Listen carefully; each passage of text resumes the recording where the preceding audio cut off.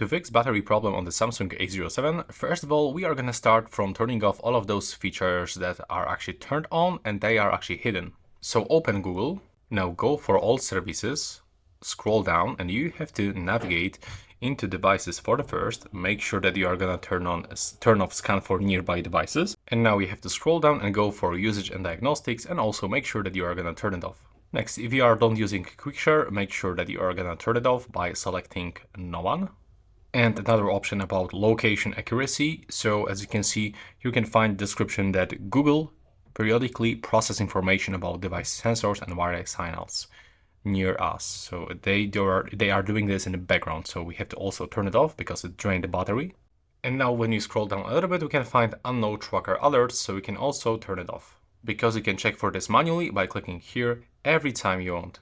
Now we have to go for device care and make sure that you are gonna go for the memory, and few times make sure that you are gonna close all of those background apps that are running because they drain your battery. Connect to the network. Now we have to go for connections, open more connection settings, turn off the nearby device scanning, and then go for the printing, and also make sure that you are gonna turn it off. Now when we go back, we have to go for the mobile networks, and here we can turn off all of those things that you are not using. So if you are not using data roaming, turn it off. The same for the VoLTE calls.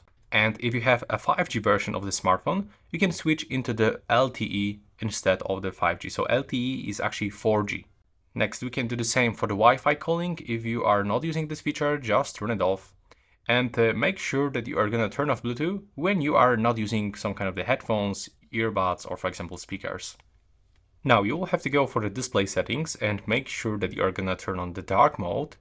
And by going to the motion smoothness, of course, the adaptive one is pretty cool because we get smooth screen, but if you really want to save a battery, the 60 Hz is a deal breaker. And another very important thing, the screen timeout, definitely lower this one for like 30 seconds or for example, even 15 seconds. Next, we have to open location, open the location services, and make sure that you turn off Wi-Fi scanning and the Bluetooth scanning. But also, if you are not really using location right now, you are not using Google Maps or other maps, just make sure that you are gonna turn it off. Now go for the applications screen, and it's actually time to remove all of those apps that you are not really using. But of course, the best way to do that, we can just uninstall multiple apps at once.